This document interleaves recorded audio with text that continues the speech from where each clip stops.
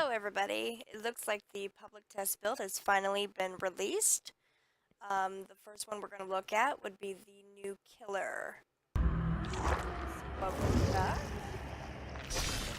Oh wow. Alright. Her name is the Spirit. The Spirit is a phase-walking killer able to catch survivors off guard with her transversal power, Yamaoka's Haunting. Her power allows her to teleport from one place to another without being seen. Her personal perks are Spirit Fury, Hex Haunted Ground, and Rancor, which give her the tools to observe and bait survivors and deal with obstacles directly in her path. Alright, so let's see what her core perks are. The first core perk is Rancor. It says you become obsessed with one survivor. Each time a generator is completed, the obsession sees your aura for 5 seconds.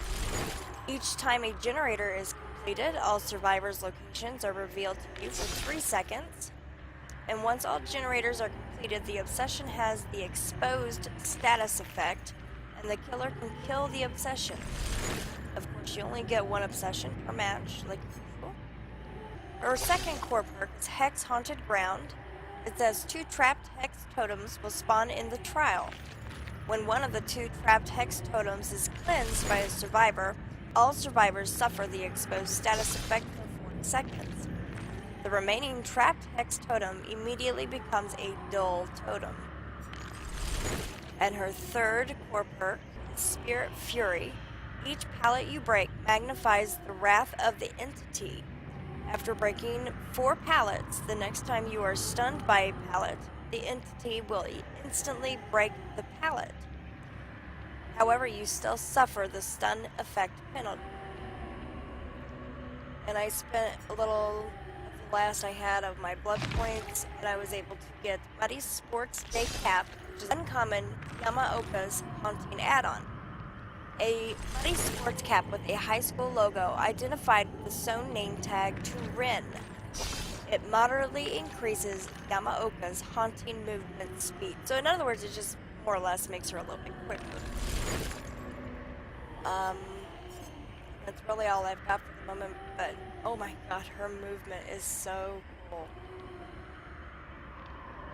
I mean, just like the trailer, of course, when you see the samurai cutting up the female screaming in the background, it appears she has a severed leg.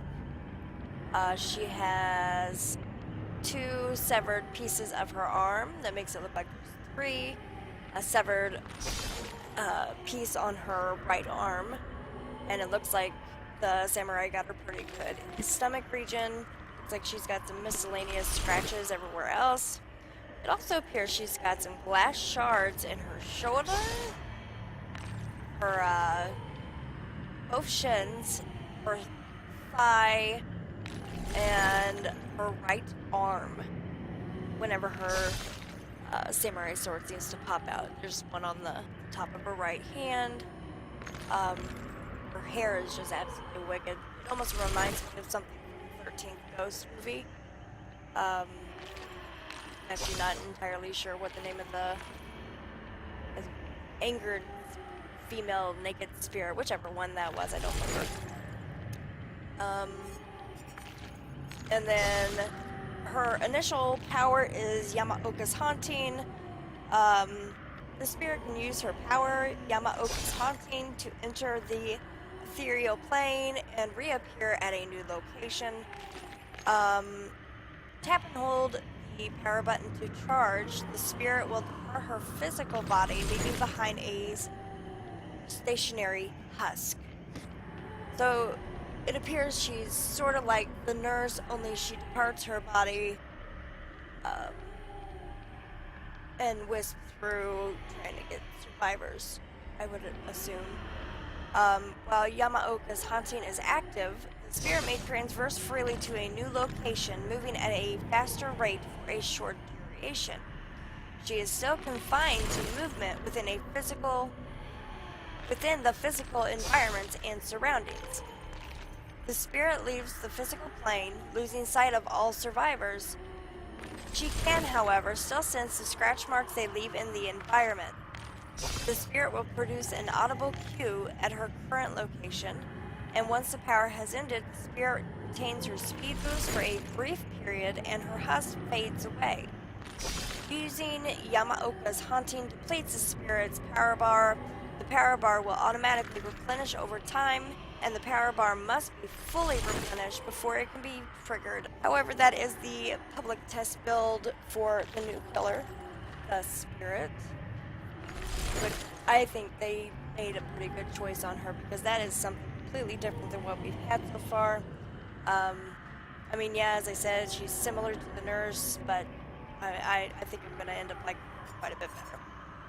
Alright, we're moving back to survivors, which it appears we have a Adam Francis.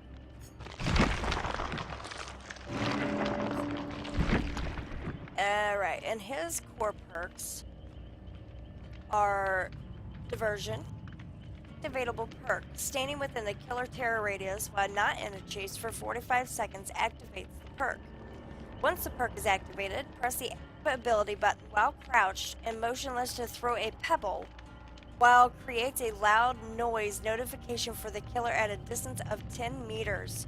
The perk deactivates once it has been used. That is so neat. Oh my god, so we're able to actually make a diversion. That is so cool. That is so new. I can't wait to be able to do that.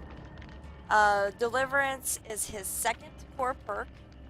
After performing a safe hook rescue on another survivor, you now have a 100% chance to unhook yourself during the escape attempt, so you can Kobe.